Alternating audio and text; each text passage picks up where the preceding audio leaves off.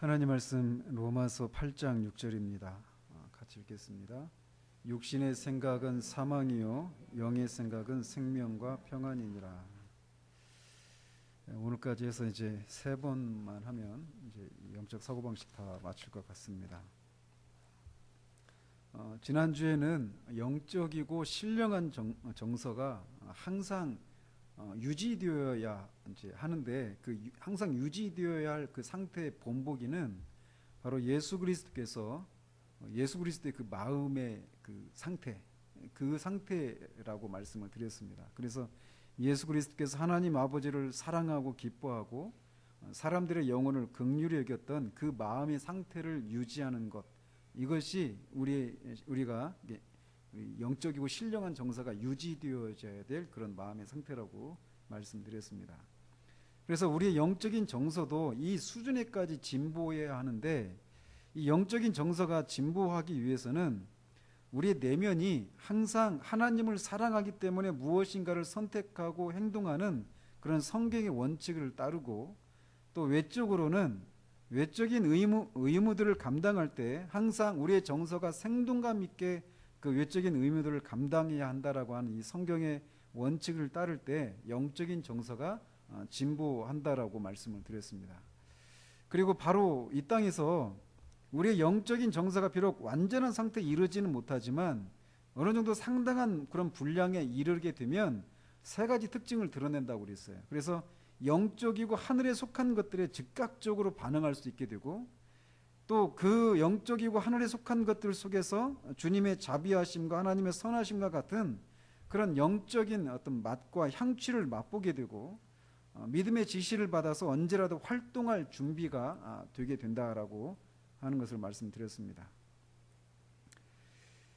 우리는 영적으로 새롭게 변화된 정서는 영적이고 하늘에 속한 것들을 즐거워하고 그것들을 묵상하고 생각하게 된다라고 말씀드렸습니다. 즉 우리 영적인 사고의 대상은 영적이고 하늘에 속한 것들이다 라고 하는 것을 우리가 이미 여러 번 말씀드렸죠. 그런데 이제 오늘 우리가 살펴보려고 하는 것은, 우리가 이렇게 영적이고 하늘에 속한 것들을 우리의 정서가 즐거워한다라고 할 때, 과연 그것들이 그 영적이고 하늘에 속한 것들이 가지고 있는 그 참된 가치와 탁월함을 알아보고 그것들을 즐거워하는지 아닌지에 대해서 살펴보려고 합니다.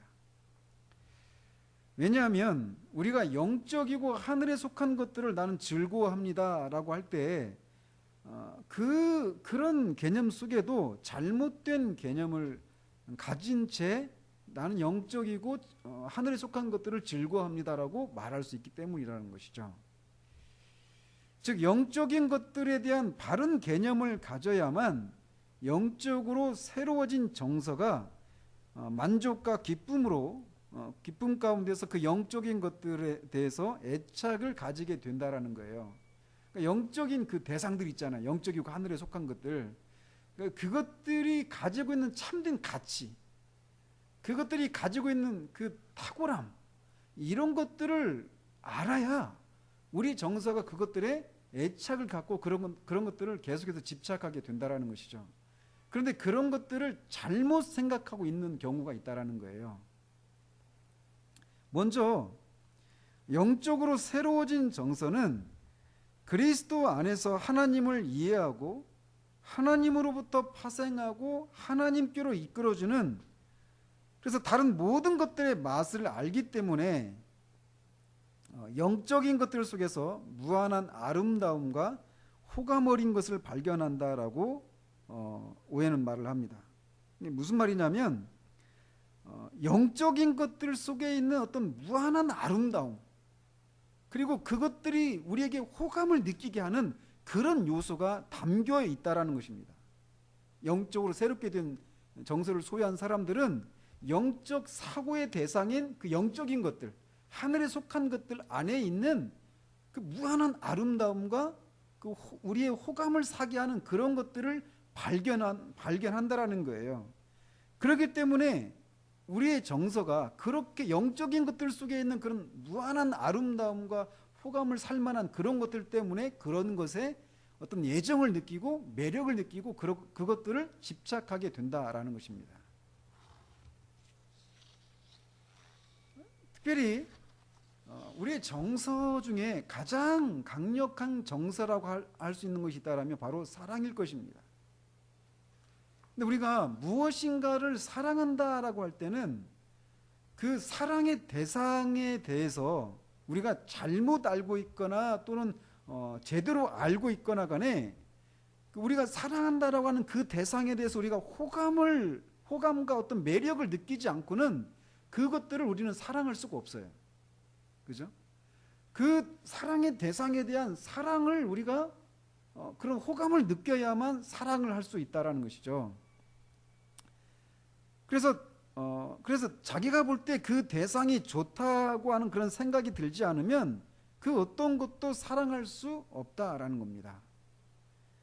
그런데 이것은 영적인 사고의 대상인 영적이고 하늘에 속한 것들에 대해서도 적용될 수 있는 원리라는 것입니다. 그래서 우리는 이런 영적인 것들 속에서 우리의 정서를 사로잡는 것들이 없으면 우리는 그 영적인 것들을 사랑할 수 없다라는 거예요. 따라서 영적인 것들에 애착을 느끼고 그것들에 집착하기 위해서는 이 다음 세 가지 것들이 요구된다라고 오해는 말을 합니다. 그 세 가지가 뭐냐면 첫 번째로 이 영적인 것들 속에서 선함과 아름다움을 맛보고 거기에서 호감을 가지게 되고 그 영적인 것들 속에서 진정으로 바랄 것이 내가 바랄 만한 것들이 있다라고 하는 것을 알아야만 우리는 그것들을 그 영적인 것들을 사랑하고 그런 것들에 애정을 느끼고 그것들을 집착할 수 있다라고 말합니다. 그 영적인 것들 속에서 선하고 아름다움이 있어야 돼요. 그리고 그거는 우리가 바랄 만한 것이다 라고 하는 것을 알아야만 우리의 정서가 영적인 정서가 그것들의 애정을 느끼고 집착할 수 있게 된다라는 것입니다. 예를 들어서 사람들은 하나님을 사랑한다라고 하는 그런 말을 합니다. 언젠가 말씀드렸지만 사실은 훨씬 더 제가 볼 때는 훨씬 더 많은 사람들이 하나님을 사랑한다라고 하는 개념 자체가 없어요. 신앙생활을 한다고 하지만 하나님을 사랑한다 이런 개념이 없이 신앙생활을 하는 사람들이 많아요. 그런데 어쨌든 어떤 사람들은 하나님을 사랑한다라고 말을 해요. 그런데 왜 하나님을 사랑하느냐라고 물으면 그것에 대해서 분명한 대답을 못하는 사람들이 많습니다. 그런데 어떤 사람들은 하나님께서 나는 하나님을 사랑합니다 라고 말을 하는데 왜 하나님을 사랑합니까? 라고 물으면 하나님께서 자기에게 이런저런 어떤 은택과 자비를 베풀어 주셨기 때문에 나는 하나님을 사랑한다라고 말을 합니다. 하나님이 내 기도에 응답해 주셨어요. 내 병을 고쳐 주셨어요. 내 자녀가 탈선했던 자녀가 돌아오게 해 주셨어요. 망했던 사업이 회복되게 해 주셨어요. 아무튼 하나님이 이런저런 것들을 우리에게 주셨기 때문에 심지어는 있잖아요. 하나님이 우리를 구원해 주셨기 때문이라고 하는 개념도 여기서 다룰 수 있는 그런 주제입니다. 뒤에서 이제 그 문제는 또 뒤에서 제가 말씀을 드리겠어요. 즉 한마디로 하나님을 사랑하는 이유가 뭐냐? 하나님이 나한테 무엇인가를 주셨기 때문이다 라고 말을 한다라는 거예요. 그런데 이런 것은 사탄이 욥을 향해서 하나님 앞에 고자질했던 내용이기도 합니다. 하나님이 욥을 막 자랑하시잖아요. 사탄에게 내 종 욥을 보았느냐. 그 욥처럼 순전하고 정직하고 죄에서 떠나서 나를 경외하는 사람이 없다 막 자랑하셨어요. 그러니까 사탄이 뭐라고 했습니까? 만약 그가 그렇게 하는 이유는 하나님이 그에게 많은 자녀도 주시고 많은 재산도 주시고 그러니까 사랑하지요. 그렇게 하지요. 이렇게 말을 했단 말이에요. 즉 하나님이 우리에게 무엇인가를 주셨기 때문에 그분을 사랑한다라고 하는 것은 진정한 의미의 사랑이 아니다라고 말하고 있다는 거예요.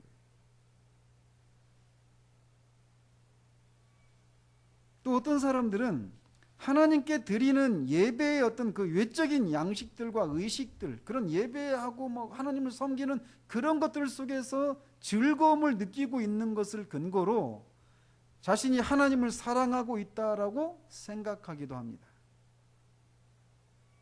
또 어떤 사람들은 하나님을 사랑해야 하는 것이 당연하고, 만약 하나님을 사랑하지 않으면 자기들에게 나쁜 일이 일어날 것이기 때문에 하나님을 사랑한다라고 말하기도 합니다.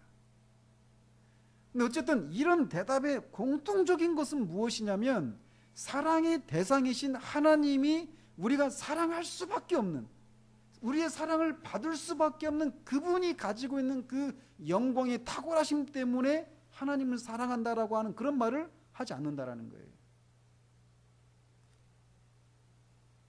이런 식의 대답은 사실은 자기가 그런 이유 때문에, 이런저런 이유 때문에, 앞에서 말씀드린 이런 이유 때문에 나는 하나님을 사랑한다라고 이렇게 말하고 있는 것들은 사실상 상상에 불과하고 육적인 것들을 즐거워하는 것에 지나지 않는다라고 오해는 말합니다. 그럼 뭐냐? 하나님을 사랑한다라고 하는 것은 그리스도 안에 있는 하나님의 사랑과 선하심의 탁월하심 때문에 사랑하는 것을 말한다라는 겁니다. 이것이 진정으로 하나님을 사랑하는 것이다라는 것이에요.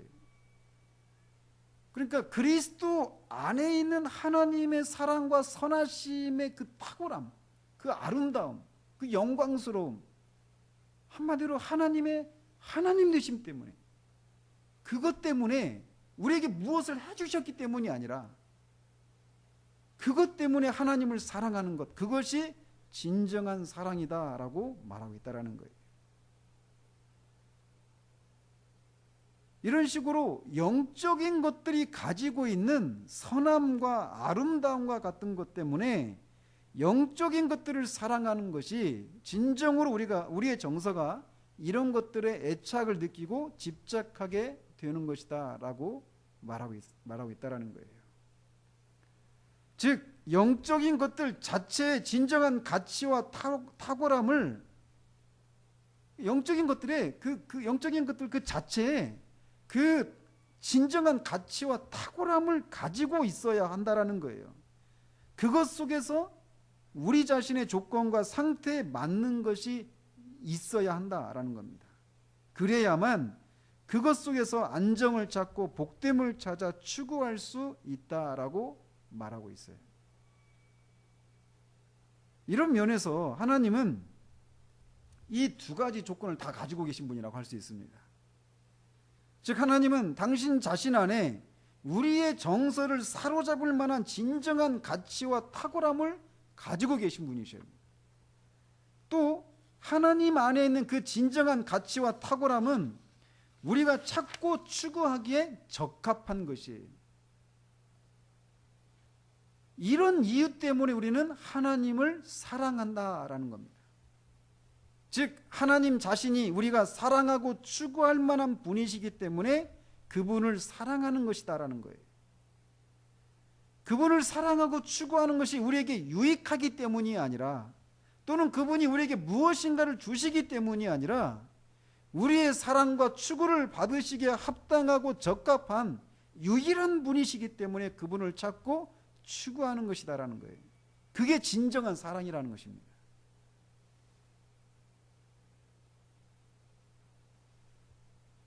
저는 언젠가도 한번 말씀드렸잖아요. 이 청교도가 왜 그렇게 구원의 문제에 대해서 그렇게 집착을 하는지, 집착이라는 표현이 적합한 표현은 아닌데, 진짜 회심을 하는 사람의 증거가 뭐냐, 누가 진짜 구원받은 사람이냐, 이런 문제를 그 어느 사람들보다 훨씬 심도 있게 집요하게 다루거든요. 왜냐하면 진짜 구원받은 사람이 아니면, 그래서 여기에서 나오는 용어들을 가지고 쓴다면 진짜 영적으로 그 정서가 영적으로 새롭게 변화된 사람이 아니면 하나님이 하나님이시기 때문에 그분을 사랑하고 추구하는 이런 삶은 불가능하기 때문에 그 문제에 대해서 집요하게 다루고 있다고 저는 생각을 해요. 그들이 왜 죄죽임의 문제 이런 것들을 그렇게 집요하게 다루는가? 하나님을 사랑하고 추구하는 이 문제, 그것은 가장 큰 장애가 되기 때문이다라는 것이죠. 그러니까 청교도를 제대로 이해하려면 그들이 궁극적으로 추구했던 지점이 바로 이거거든요. 영적인 것들을 그 자체에 가지고 있는 그 아름다움과 그 가치와 그 영광이 탁월하심을 인해서 그것을 찾고 추구하는, 이것 때문에 그들의 삶이 그렇게 죄에 대해서 철저하고 거룩을 추구하고 그랬다라는 것이죠. 근데 이 궁극적인 이것이 없이 그들의 삶의 모양만 또는 그들의 설교 스타일만 추구하는 것은 자칫 율법주의로 빠지기 쉽다라는 것이죠.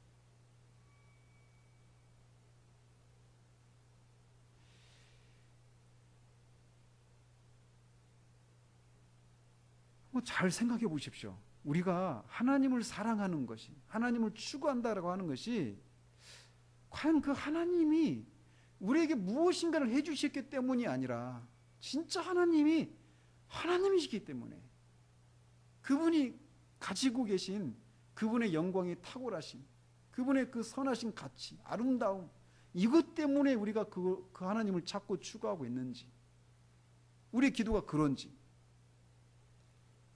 이걸 살펴볼 필요가 있다는 것이.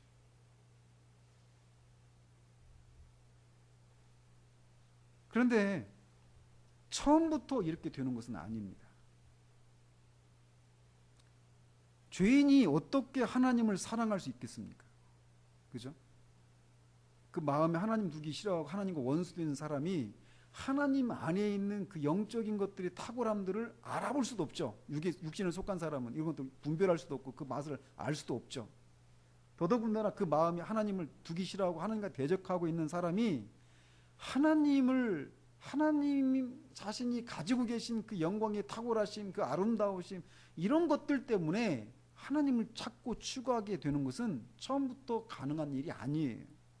그래서 하나님은 죄인을 자신에게 이끄시기 위해서 먼저는 죄사함이라고 하는 옷을 던져주시고 결국에는 하나님 자신의 선하심과 영광의 탁월하심에 우리 영혼이 주목하고 그것을 즐거워하도록 우리를 이끄십니다. 오해는 이걸 설명하면서 그런 식으로 설명을 해요. 엘리야가 그 열왕기상 19장에서 보면은 18장에서 갈멜산에서 막 그 바알 선지자들과 그 일제 그 영적인 싸움을 하고 그리고 나서 이세벨이 그 소식을 듣잖아요. 바알 제사장을 다 죽였다는 얘기를. 그러니까 이세벨이 이 엘리야를 죽이겠다고 하는 그런 얘기를 듣고 엘리야가 낙심을 하죠. 그래서 막 죽고 싶다라고 얘기하죠. 호렙산에서. 그러면서 그런데 이제 하나님께서 그를 회복시키셔요. 그 회복시키시면서 그에게 하신 일이 무엇이냐면 열방에 가서 왕들을 세우는 일들을 하셔요. 그리고 자신의 후계자로 엘리사를 세울 것을 하나님이 말씀하십니다. 엘리사를 찾아갔는데 엘리야가 어떻게 하냐면 그때 엘리사가 밭에서 소로 밭에서 이렇게 일을 하고 있었어요. 밭을 갈고 있었어요. 엘리야가 자기가 입고 있던 옷을 엘리사에게 던집니다. 그리고 나서 엘리사를 자기에게로 이제 끌어오는 거예요. 그랬던 것처럼 하나님도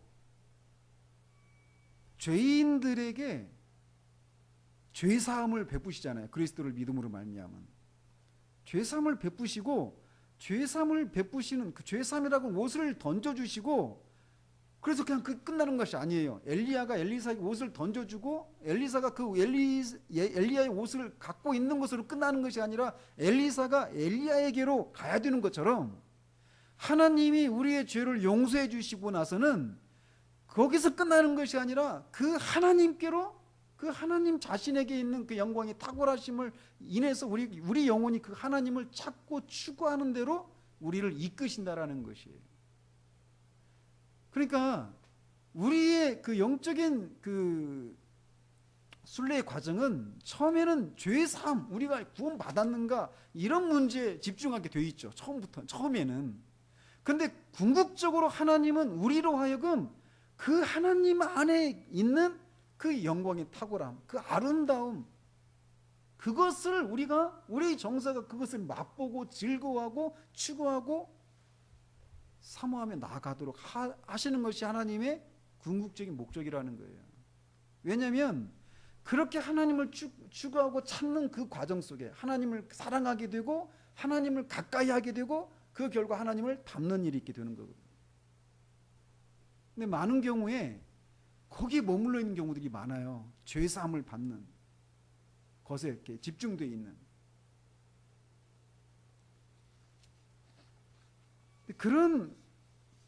그런데 그래서 우리가 하나님을 진정으로 사랑하고 그 사랑이 우리 속에서 풍성해지기를 바란다라면 우리는 예수 그리스도 안에서 그로 말미암아 계시된 하나님의 선하심을 묵상하고 그 선하심이 우리 영혼에 맞아 들어가도록 항상 애를 쓰는 일들이 필요하다라는 것이에요. 이렇게 우리의 정서가 영적인 것들에 어떤 진지한 애정을 가지고 그것들에 집착하기 위해서는 영적인 것 그 자체 속에 진정한 가치나 탁월함이 있다라고 하는 것을 알아야 하고 그 영적인 것이 우리에게 적합하고 바람직하다라고 하는 것을 알아야 한다라는 거예요. 그래야만 우리가 그 영적인 것들을 제대로 알고 있고 그 영적인 것들에 우리의 정서가 애정을 가지고 집착할 수 있게 된다라는 것이죠.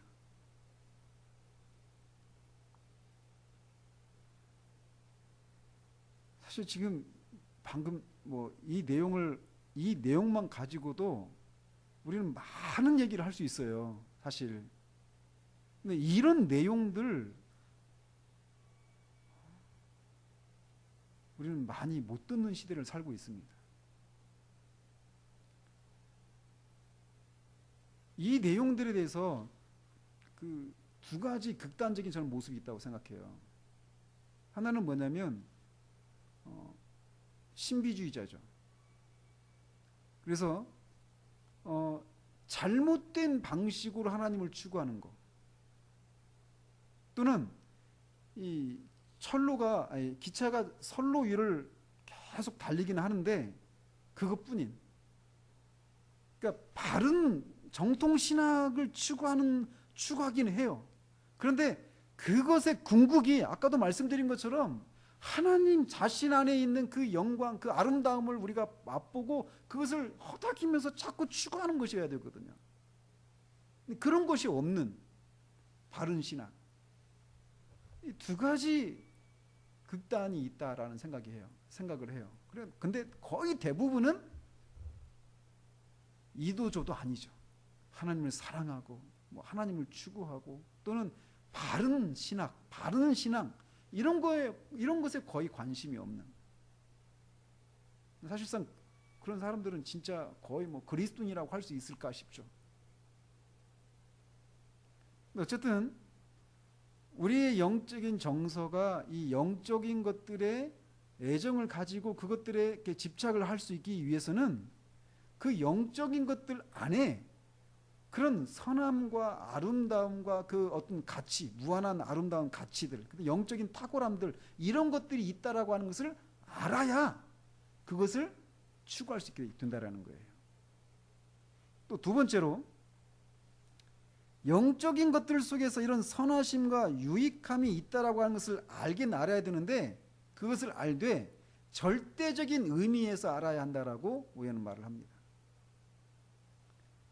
그래야만 우리 정서가 이것들의 애정을 가지고 그것들에 집착할 수 있다라는 것이에요. 이에 비해서 영적인 것들이 아닌, 그러니까 우리의 영적인 사고의 대상이 아닌 다른 것들에 대해서는 절대적인 의미에서가 아니라 상대적으로 알아야 된다라고 말을 합니다. 영적인 것들 속에 있는 그 선하심과 유익함을 절대적인 의미로 알아야 되고 영적인 대상이 아닌 다른 것들에 대해서는 상대적인 의미로 알아야 된다. 이게 무슨 말인가? 예를 들어 이런 겁니다. 만일 우리가 그리스도는 우리의 영적인 사고의 대상이시잖아요. 그죠? 우리가 그리스도보다 다른 것들, 뭐 아버지나 어머니나 자녀나 집이나 땅이나 이 세상의 다른 무엇을 그리스도보다 더 사랑한다면, 그런 경우에 우리는 그리스도가 아닌 다른 것들보다 그리스도를 덜 사랑한다 이렇게 말하지 않고 그리스도를 사랑하지 않는다 이렇게 말한다라는 거예요. 그러니까 절대적인 의미로 알아야 된다라고 하는 것은 그런 의미라는 것입니다. 영적인 것들이 우리에게 절대적인 그런 것이어야 한다라는 거예요. 절대적인 사랑의 대상이어야 한다라는 거예요. 하나님, 그리스도, 영적이고 하늘에 속한 이런 것들이 다 절대적인 그런 가치로 우리에게 다가와야 한다라는 것입니다.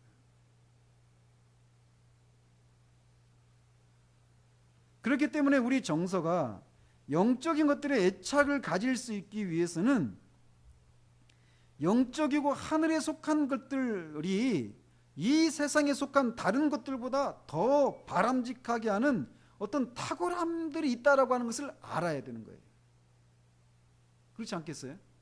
영적인 것들이 그 영적이지 않은 이 세상에 속한 이런 것들보다 훨씬 더 우리의 정서를 사로잡고 그것들에 우리가 집착할 수밖에 없는 그런 어떤 탁월함들이 있다라고 하는 것을 알아야만 우리가 그런 것들을 절대적인 의미로 알게 된다라는 것이죠. 만약 어떤 사람이 영적인 것들 속에서 다른 것들보다 더 호감이 가고 더 바람직한 그런 큰 선이 있다라고 하는 것을 알지 못하면 그가 영적인 것들을 아무리 사랑하는 채 한다 하더라도 마땅한 방식으로 사랑하는 것이 아니다라고 말을 합니다. 따라서 우리가 기도하고 하나님의 뜻에 순종하고 하나님의 일에 열심을 내는 이유가 영적인 것들 자체에 있는 선함과 어떤 탁월함이 다른 어떤 것하고 비교할 수 없는 것이기 때문에 그렇게 하고 있는지를 돌아볼 필요가 있는 거예요.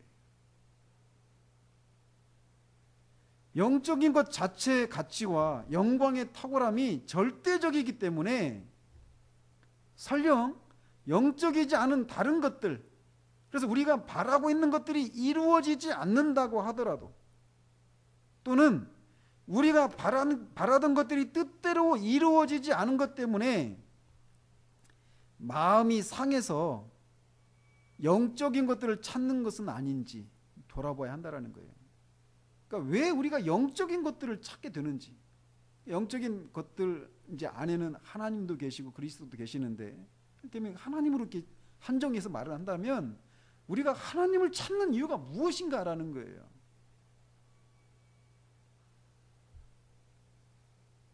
우리가 이 세상에서 무엇인가를 추구하고 바라던 그런 것들 때문에 하나님을 추구하는 것인지, 아니면 그런 것들을 막 추구했는데 그것이 얻어지지 못해서 그럴 때 우리가 마음이 막 슬픔도 있고 외로움도 있고 그런 아픔도 있을 거 아니겠어요?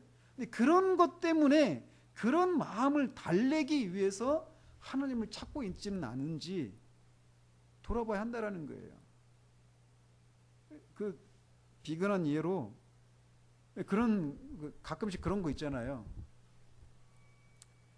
그냥 그 남자와 여자가 있는데 그냥 친구지간이에요. 어려서부터 오랜 세월 동안 그냥 마음을 터놓고 얘기하는 그냥 아주 편한 사이. 그래서 자기가 사귀고 있는 여자에 대해서도 뭐 다 얘기하고 상의하고 할 수 있는 정말 그런 상대.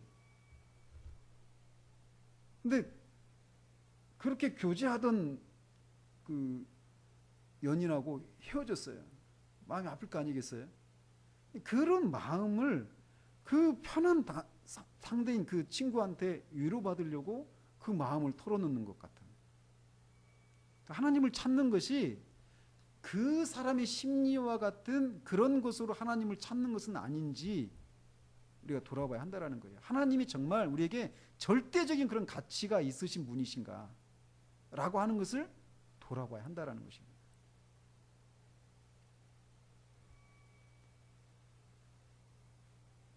영적인 것 자체에 담긴 영광의 탁월함과 아름다움 때문에 다른 것들이 주어지지 않거나 잃어버린다 하더라도 기꺼이 영적인 것들을 찾는 것이어야 한다라는 것이. 우리의 영적인 정서가 영적인 것에 애착을 느끼고 그것들에 집착하기 위해서는 이렇게 영적인 것들 속에서 선하심과 유익함을 절대적인 의미에서 알아야 한다라고 말을 합니다.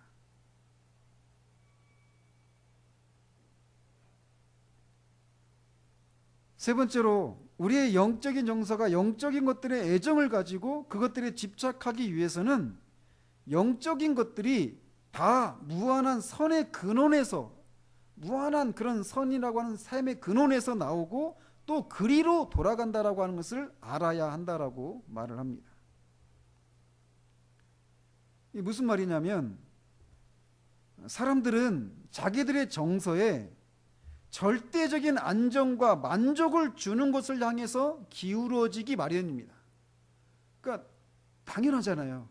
내가 어떤 것을 추구한다라고 하는 것은 그것을 추구할 때 그것이 나에게 어떤 절대적인 안정과 만족을 준다라고 생각하니까 그것을 추구하는 거잖아요. 그게 재산이 됐든 명예가 됐든 권력이 됐든 어떤 사람으로부터 받는 그런 칭찬과 인정이든 사랑이든 그게 무엇이든지가 말이죠.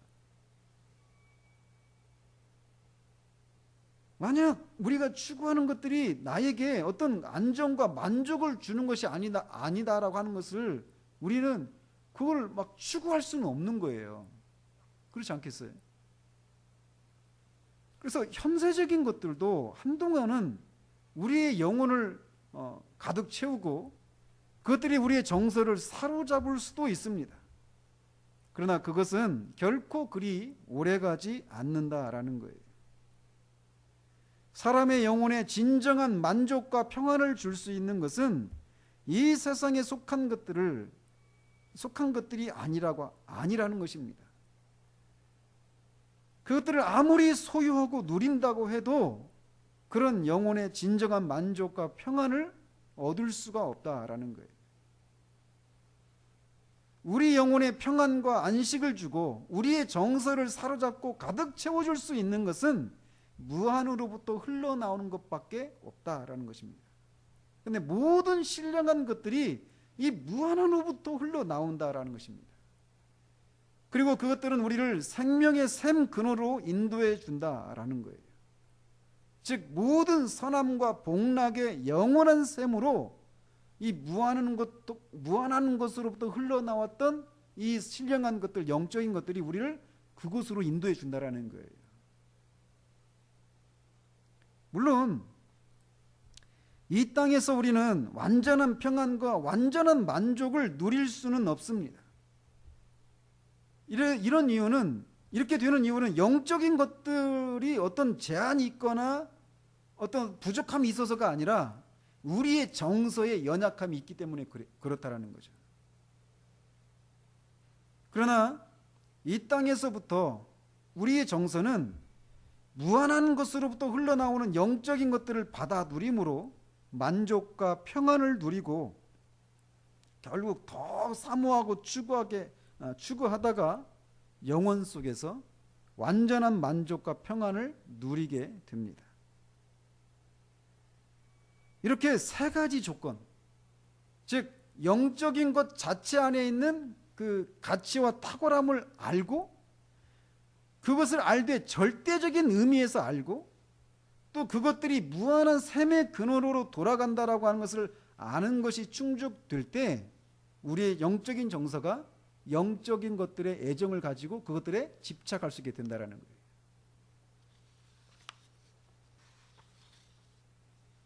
그런데 이렇게 영적인 것들 속에 담긴 그런 가치와 탁월함을 우리가 알아야 한다라고 말씀드렸는데 그것을 안다라고 할 때 그것의 주도적인 것은 바로 신적인 지혜의 탁월함이라고 말합니다.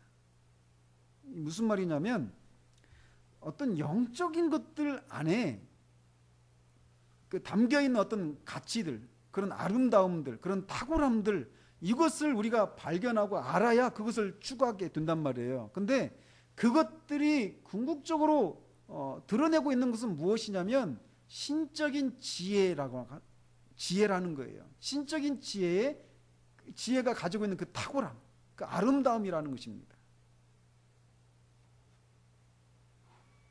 즉 영적인 것들에 우리의 영적인 정서가 매력을 느끼고 호감을 사고 그것들에서 만족을 누리고 그것들을 추구하게 되는 이유는 이런 모든 영적인 것들 속에서 하나님의 지혜의 탁월함을 발견하기 때문이다라는 것이에요.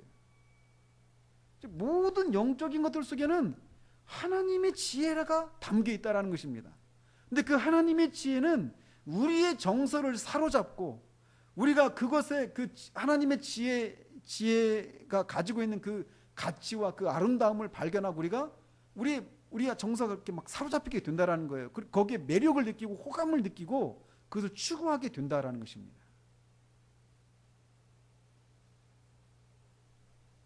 하나님은 모든 영적인 진리와 하늘에 속한 것들을 통해서 사람들에게 자신을 나타내 주십니다. 그리고 그 모든 것들, 즉 모든 영적인 진리와 하늘에 속한 것들, 그것들은 하나님의 지혜로 채워져 있다라는 거예요.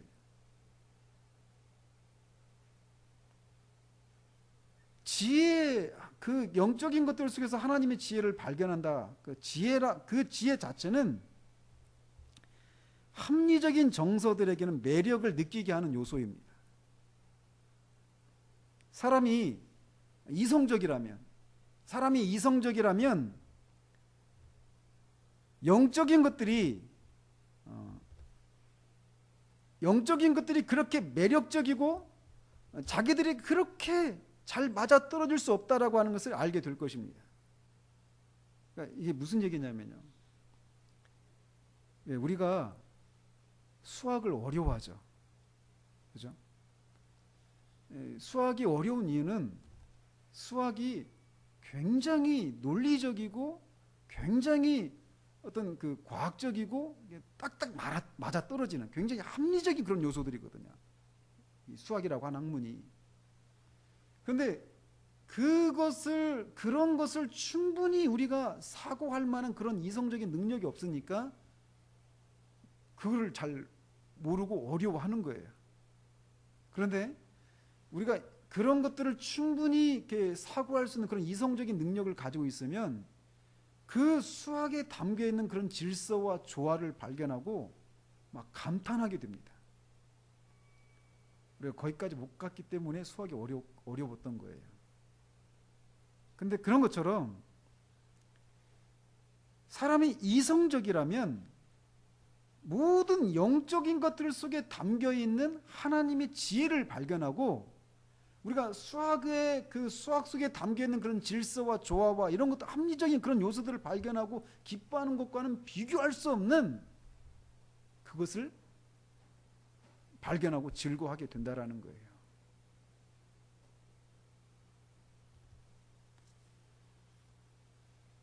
특별히 그리스도의 속죄 사역 속에 하나님의 지혜가 다른 어떤 것들보다 더욱 풍성하게 드러나 있습니다. 그래서 고린도전서 1장 22절 25절에서 이런 말씀이 있잖아요. 유대인은 표적을 구하고 헬라인은 지혜를 찾으나 우리는 십자가에 못 박힌 그리스도를 전하니 유대인에게는 거리끼는 것이요 이방인에게는 미련한 것이로되 오직 부르심을 받은 자들에게는 유대인이나 헬라인이나 그리스도는 하나님의 능력이요 하나님의 지혜니라 라고 말씀하고 있어요. 그리스도를 통한 그 속죄 사역 속에는 유대인이나 이방인들이 볼 때는 정말 거치는 것이고 어리석은 것인데 구원받은 사람들에게는 그 그리스도의 십자가는 하나님의 능력이고 하나님의 지혜라는 거예요. 사람들이 복음을 경멸하고 그 복음에 무관심한 이유는 그 복음 속에서 하나님의 지혜를 발견하지 못했기 때문에 그렇습니다.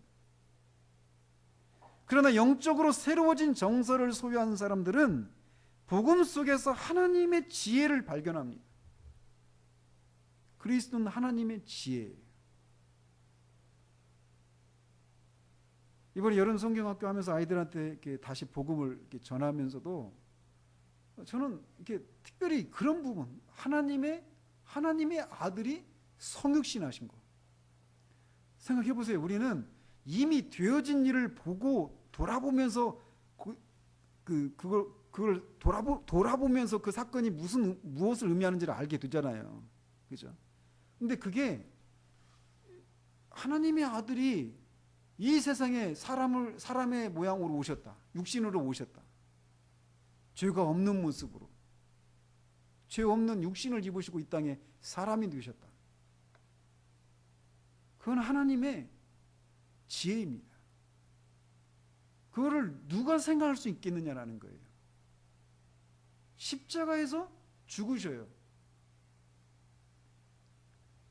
십자가에서 죽으심으로 그 예수님을 믿는 그 예수님 안에 있는 사람들도 그와 연합해서 죽게 하시죠. 율법의 저주를 받아서 율법이 막 그 사망 선고를 내리고 막 쫓아오고 있는데 예수님이 그 사람들을 품고 같이 죽는 거예요. 사람이 빚을 졌어요. 엄청나게 많은 빚을 졌어요. 또는 사람이 엄청나게 큰 죄를 지었습니다. 그래서 검찰에 기소를 당했어요. 그 사람이 죽으면 어떻게 됩니까? 죽으면 기소 중지가 되는 거예요. 더 이상 책임을 못 묻죠. 죽어버렸으니까. 예수님이 십자가에서 그 얘기를 하신 거예요. 저는 그거를 생각할 때마다 하나님의 지혜를 봐요. 우리를 살리시기 위해서, 율법의 저주로부터 우리를 건지시기 위해서, 사망의 저주로부터 우리를 건지시기 위해서 우리를 그와 함께 죽게 하시는 거예요. 그와 연합해서. 그리고 그와 함께 우리를 살리시죠. 그리고 새로운 피조물로 만드시는 거예요.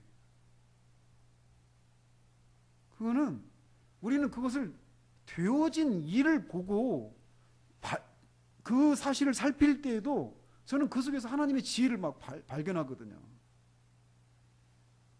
그리스도의 속죄 사역은 하나님의 지혜의 보고입니다.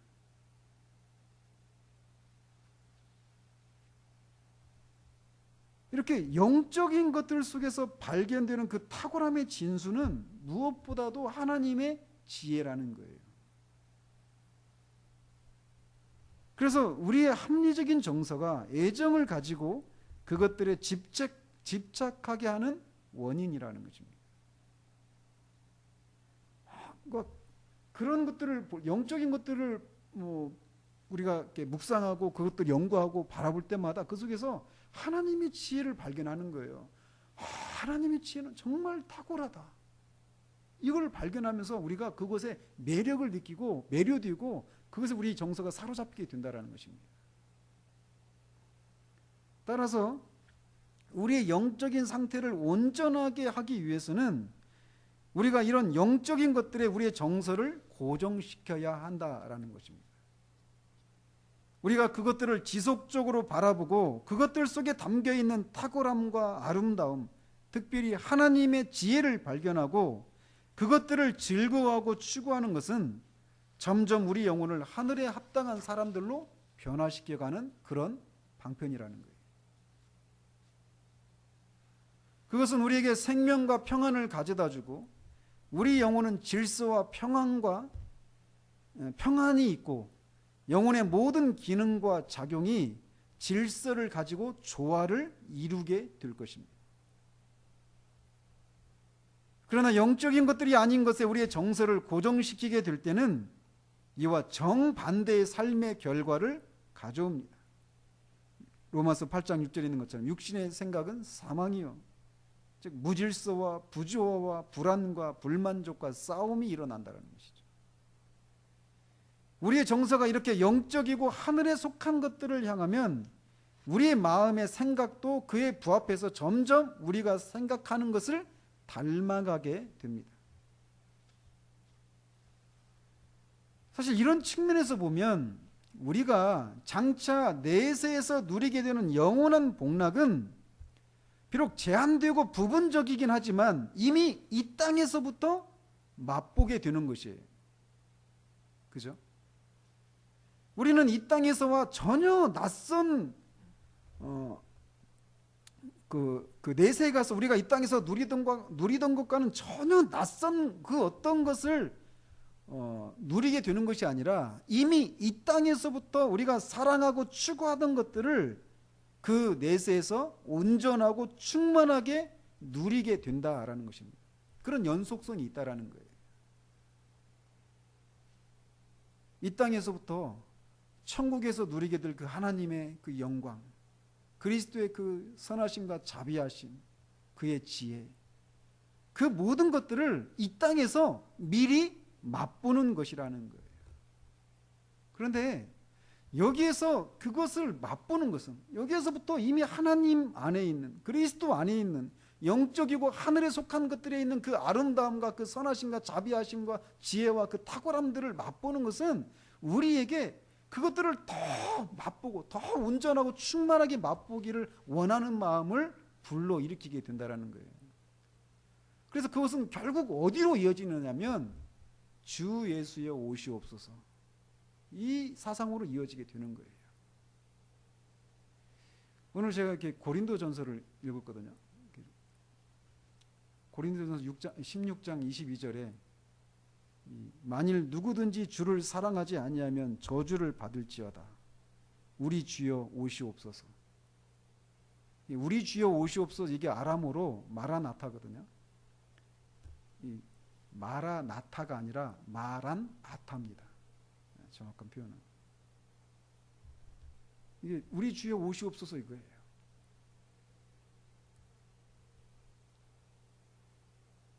이 땅에서 우리가 영적인 것들의 그 속에 담겨 있는 그 영광의 탁월함들을 맛본다면 우리는 계속해서 그것을 더 온전하고 충만하게 누리기를 원하는 마음이 있어요. 그래서 우리가 속히 주님께로 가든지 아니면 주님이 오시든지, 그래서 완전하게 충만하게 누리기를 소원하는 마음을 품게 한다라는 것이에요. 이것과는 조금 다른데, 제가 오늘 이렇게 말씀을 읽으면서 막 받았던 은혜 중 하나가 뭐냐면, 사도 바울이 그 고린도전서 15장이 부활장이잖아요. 거기서 나는 날마다 죽노라 이런 말을 해요. 근데 그 말이 저한테 오늘 새롭게 다가오더라고요. 그러니까 거기서 나는 날마다 죽노라 이거를 저는 지금까지 계속 그런 식으로 이렇게 알고 있었거든요. 왜냐하면 날마다 이 땅에서 막 자기를 복종하고 자기를 이렇게 자기 부인하고 죄와 더불어 싸우면서 날마다 이렇게 자기를 죽이는 삶 있잖아요. 그런 의미로 이렇게 받아들였어요. 난 날마다 죽노라 이 구절을. 근데 그게 아니라 그게 부활장이란 말이에요. 부활의 소망이 있다라는 거예요. 부활의 소망이 있기 때문에 이 주님을 위해서 우리가 죽기를 무릅쓰고 이렇게 헌신하고 하는 것들이 다 의미가 있다라는 거예요. 그러면서 나는 날마다 죽는다 이 얘기는 그렇게 되면 죽음이 나는 더 이상 두려움의 대상이 아니라는 겁니다. 왜냐하면 그리스도께서 십자가에 죽으시고 다시 부활하심을 통해서 율법을 무력화시켰죠. 그 율법이 우리를 정죄하잖아요. 우리를 죄인이라고 하잖아요. 그리고 죄가 우리를 죄인이니까 너는 죽어야 돼 이렇게 말하잖아요. 사망에 쏘는 것은 죄요, 죄의 권능은 율법이라 이렇게 말하잖아요. 근데 율법을 무력화시키니까 죄도 우리를 지배할 수 없고 사망도 우리를 지배할 수 없는 거예요. 그러니까 사도가 사망의 승리가 어디 있느냐, 사망아 네가 쏘는 게 어디 있느냐라고 말하는 거예요. 없어져 버린 거예요. 사망을 이긴 거예요. 그런 맥락 속에서 나는 날마다 죽는다라는 것입니다. 그러니까 그에게 있어서 죽음은 두려움의 대상이 아닌 거예요. 그러니까 날마다 나는 죽음과 직면한다라는 거예요. 날마다 죽을 수 있다라는 거예요. 거기 승리가 있는 거죠.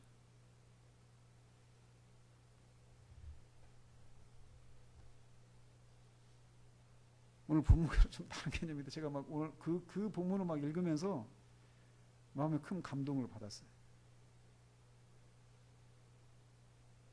이 땅에서부터 우리는 이 영적인 것들, 하늘에 속한 것들 안에 있는 그 아름다움, 그 참된 그 영광의 탁월함, 가치, 이런 것들을 알고 그런 것들을 이 땅에서부터 내세에서 누리게 될 그 완전하고 그 충만한 것들을 이 땅에서부터 우리가 부분적이지만 그것을 맛보게 됩니다.